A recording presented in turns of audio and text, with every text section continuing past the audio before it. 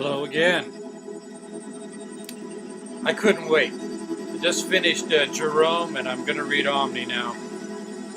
Omni, I warn you, is a short but thirsty book. It's only one chapter long, and most of it's pretty damn silly. But there's some interesting surprises in there too. Some plot twists, folks. So, you know how this one starts.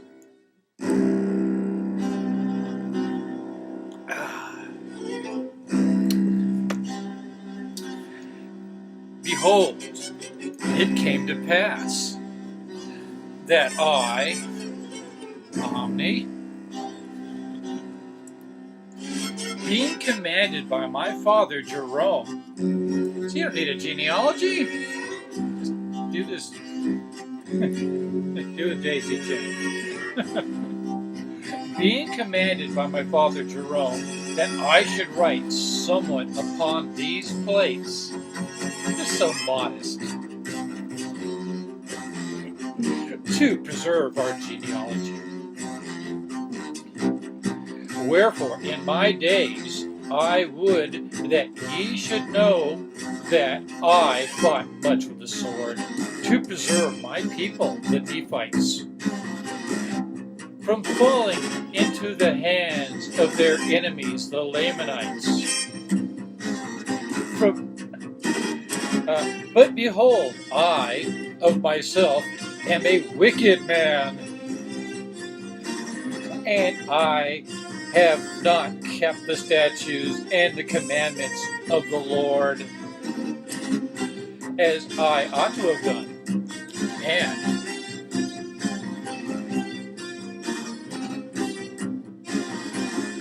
it came to pass that 276 years had passed away, and we had many seasons of peace. And in the footnotes it says BC 323. Just in case you're taking this shit seriously. We had many seasons of peace, and we had many seasons of serious war, and many seasons of bloodshed. Many seasons of war and bloodshed. Yea, and in fine, 282 years had passed away, and that's a BC 317. And I had kept these plates according to the commandments of my fathers, and I conferred them upon my son Amaron,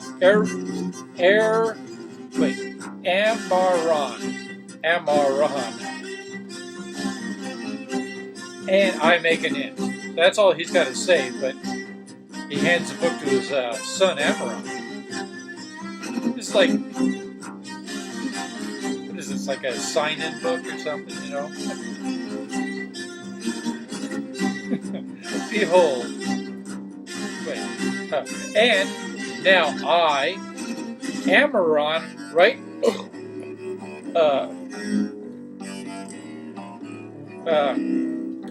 the things whereof I write,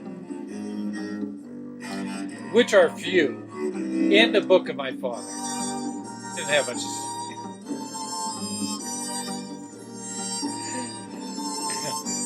Behold, it came to pass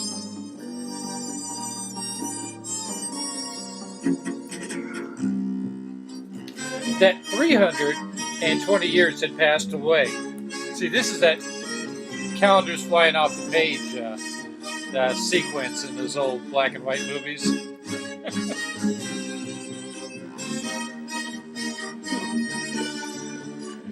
And the more wicked parts of the Nephites were destroyed. Good thing. For the Lord would not suffer, after he had led them out of the land of Jerusalem, and kept and preserve them from falling into the hands of their enemies. Not to mention that thing he did in Egypt all that time ago. Funny they don't mention that. It's like they've replaced it with this instead. This replaced it. Yea, he would not suffer that the word should not be verified, which he spake unto our fathers, saying that, inasmuch as ye will not keep my commandments, ye shall not prosper in the land. Wherefore the Lord did visit them in great judgment. Nevertheless, he did spare the righteous, that they should not perish.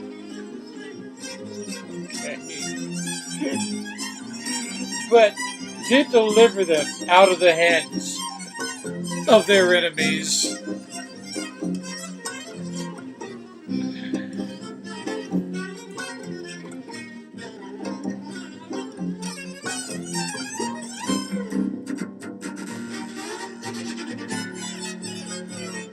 I hope I have enough.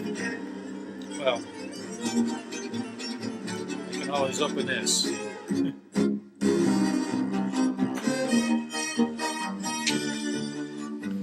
And it came to pass that I did deliver the plates unto my brother Chemish. So we're passing it like passing the torch on down. Pass that baton. It's like a relay race. Now I, Chemish, write what few things I write. God, they all sound the same, don't they? In the same book of my brother. For behold, I saw that the last which he wrote, that he wrote it with his own hands, and he wrote it in the day that he delivered them unto me. And after this manner we keep the records, for it is according to the commandments of our fathers. And I make an end. Behold, I, Abinadom.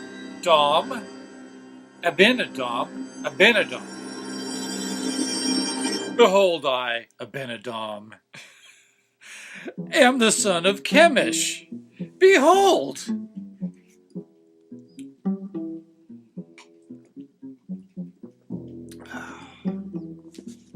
It came to pass that I saw much war and contention between my people, the Nephites, and the Lamanites. And I, with my own sword, have taken the lives of many Lamanites in the defense of my brethren. And behold, the record of this people is engraven upon the plates, which it is had by the kings, according to the generations.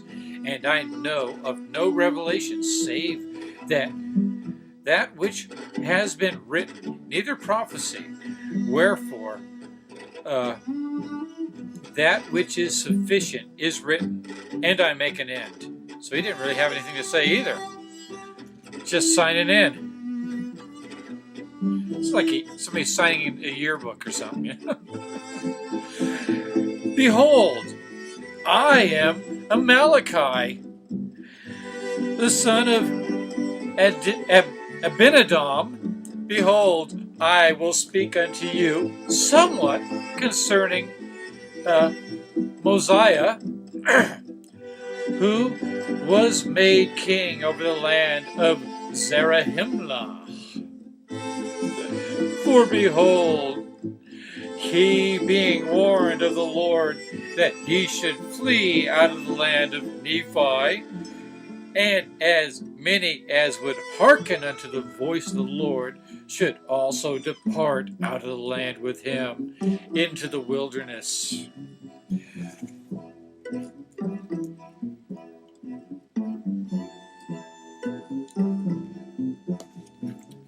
And it came to pass pass that he did according as the Lord had commanded him. And they departed out of the land into the wilderness, as many as would hearken unto the voice of the Lord. And they were led by many preachings and prophesyings. That must have been a drag. And they were admonished continually by the word of God. Sounds like my childhood. And they were led by the power of his arm through the wilderness until they came down into the land, which is called the land of Zarahemla.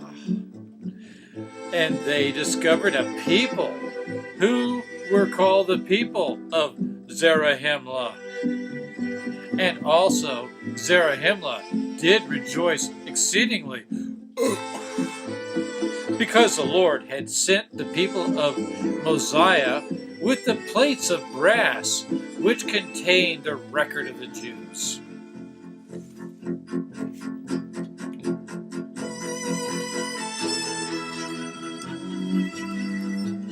Behold, it came to pass that Mosiah discovered that the people of Zarahemla came out from Jerusalem at the time of that Zedekiah, king of Judah, was carried away captive into Babylon. So this is another band of castaways, you know. Where's Gilligan? And they journeyed in the wilderness, different group, Zarahemla, and were brought by the hand of the Lord across the great waters. So these guys, the Nephites, and also the Jaredites, not to mention Moses, Noah. Damn, pretty familiar.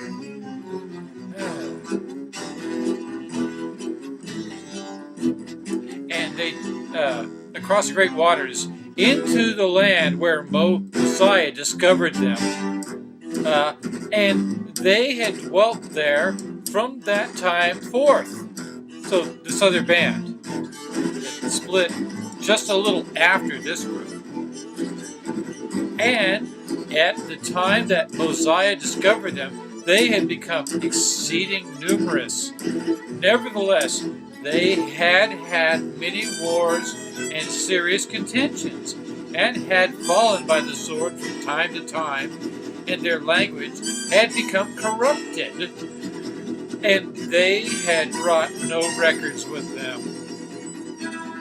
And they denied the being of their Creator, and Mosiah, nor the people of Mosiah could understand them.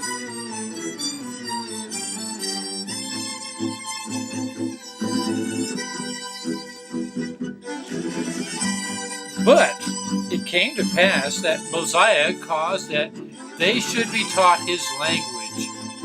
Well, aren't you guys able to speak in tongues and interpret tongues? How come you can't understand it, Mosiah? You got the Holy Spirit in you, dude. Or do you? Alright, anyway. He taught them their language.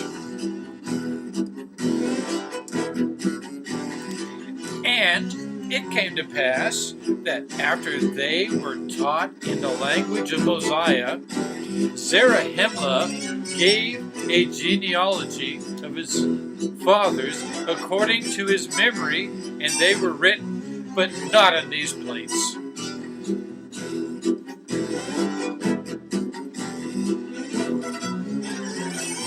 And it came to pass that the people of Zarahemla and of Mosiah did unite together, which at least helped the gene pool out by now. Although after a couple 100 years, I think the damage has been done. I mean, we're talking hills have eyes. cousin Skeeter, that kind of shit. Uh, yeah, and it came to pass the people and did unite together, and Mosiah was appointed to be their king. Isn't that nice? Because he taught him everything.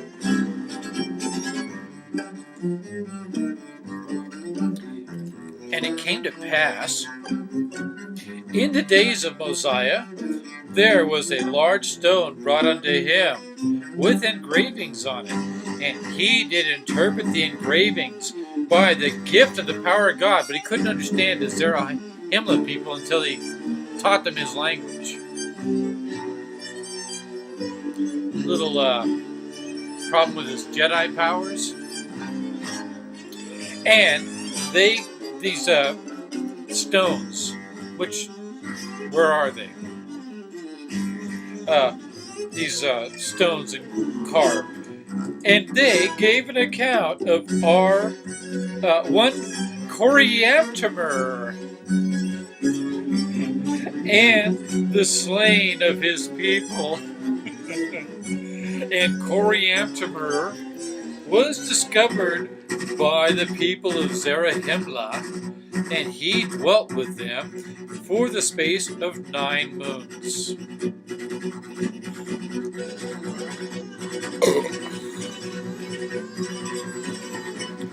It also spake a few words concerning his fathers, and his first parents came out from the tower. These are the Jaredites. At the time, the Lord confounded the language of the people, and the severity of the Lord fell upon them according to his judgments, which are just. And their bones lay scattered in the land northward. Behold, I, Amaleki, was born in the days of Mosiah, and I have lived to see his death. And Benjamin, his son, reigneth in his stead. And behold, I have seen in the days of Benjamin a serious war and much bloodshed between the Nephites and the Lamanites.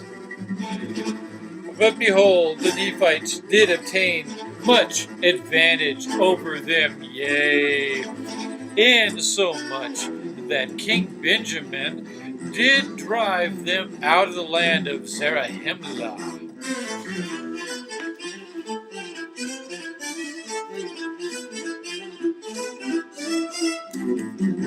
Pardon me.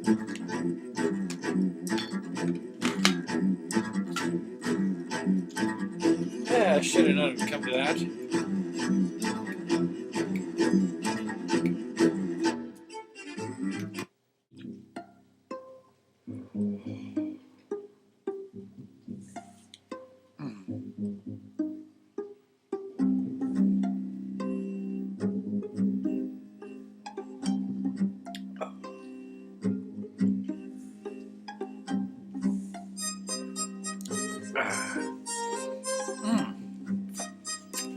That was yummy. Verse 25. And it came to pass that I began to be old,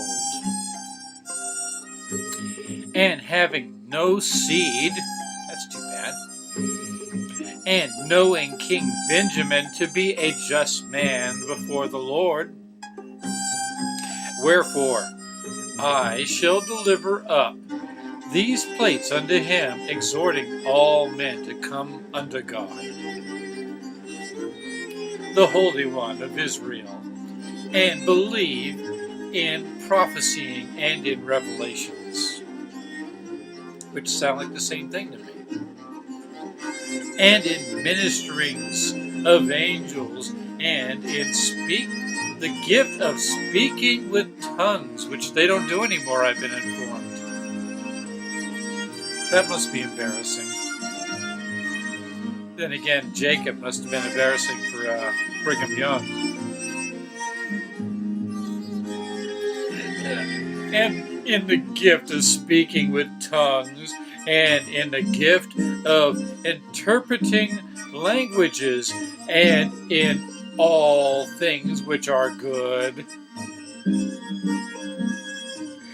For there is nothing which is good save it comes from the Lord, and that which is evil cometh from the devil.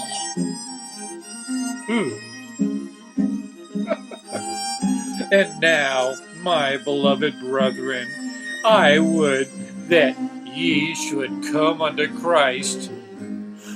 The guy who's going to show up and die, come back again, and then leave, and then he's going to come back again.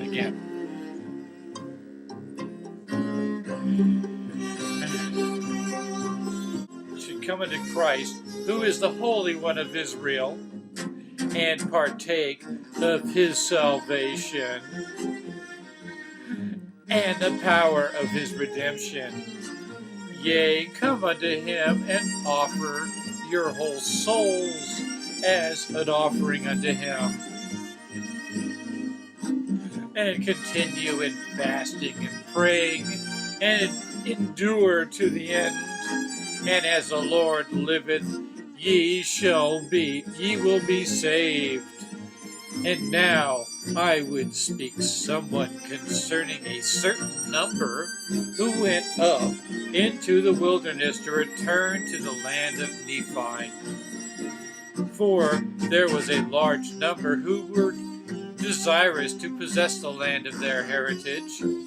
Wherefore they went up into the wilderness, and their leader, being strong and a strong and mighty man, and a stiff-necked man, wherefore he caused a contention among them, and they were all slain, save 50 in the wilderness. And they returned again to the land of Zarahemla.